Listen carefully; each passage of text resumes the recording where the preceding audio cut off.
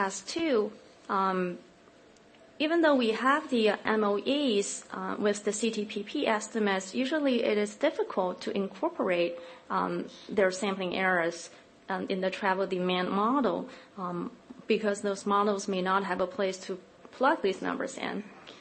As a straightforward solution, we proposed a replicated table approach.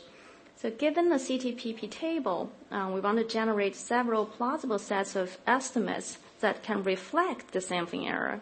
So the transportation planners would be able to use each plausible table or subset of the table in their travel demand analysis to do the sensitivity checks to see if the variation due to sampling error is going to change their analysis results or even their conclusion. And the results for each replicated table can even be shown graphically, like in this bar chart. The visualization can help the researchers understand the MOEs in an intuitive way. So in order to generate replicate tables, we have to build models describing the distribution of the cell estimates as well as accounting for their correlations. So here are the assumptions that we make for a given CTPP table with K cells.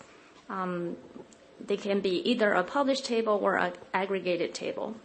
So we assume a normal distribution for the overall table total X and assume a Dirichlet distribution for cell proportions. The two formulas here show the means and variances of cell proportions using the Dirichlet parameter. For the normal distribution, mu and sigma square can be estimated from the observed table total X hat and its associated MOE. Then what about the Dirichlet parameters? We compare two methods. The first one we call the GVF method. Essentially, you set up the parameter alpha k as a function of the cell proportion pk. So it's x hat divided by b hat minus 1 times pk. The b here, remember, this is the GVF parameter. So ignoring the mass details, this approach is essentially saying the generated replicated tables will reflect the GVF variance of the given CTPP table. Remember, the GVF variances are computed from the traditional GVF approach. The traditional GVF approach sometimes may not work well. That's why we developed the adjusted GVF approach. So here's another option, the distance function method. So this method allows you to solve for the Dirichlet parameters alphas so that the variation in the replicated tables will be the closest to either the CTPP variances or the adjusted GVF variances, depending on which one you desire to set up. Even though they may not be exactly equal, but that's kind of the best option, the best solution available. So between these two approaches, you may want to choose the distance function approach if the GVF variances are very different from the CTPP variances or the adjusted GVF variances. So once the model parameters are set up, replicated tables can be generated in 3 steps. First, you randomly draw table totals from the normal distribution multiple times. Then you randomly draw the cell proportions using the Dirichlet distribution multiple times. And then you can derive the cell counts using total times the cell proportion for each replicate.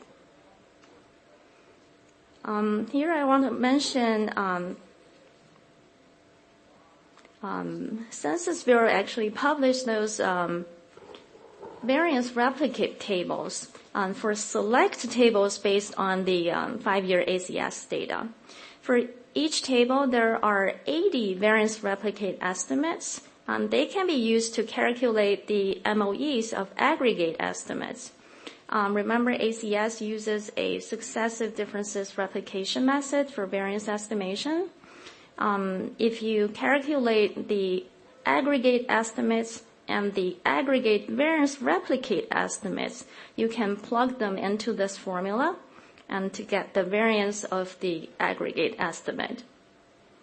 There's the limitation with this, even though they are very nice tables, because they don't cover all of the CTPP tables, and Census Bureau hasn't got a plan to add more CTPP tables in there yet. Plus, graphing those variance replicate estimates directly, that wouldn't appropriately reflect the sampling error, because in this SDR formula, the factor in the front, that's 4/80. It's not 1/80. This means the adjusted GVF method and the replicate table approach that we developed still has its value. So in summary, the adjusted GVF method, especially the weighted adjustment, performed very well in deriving the MOEs for aggregate estimates or aggregated CTPP tables. And that the replicated table approach would allow sampling error and perturbation error, if there is any, to propagate through a subsequent analysis and allow one to visually display the results. And at the end of this project, we also developed toolkits for which you can use to compute the aggregate MOEs and use it to generate replicate tables and display them visually. So thank you.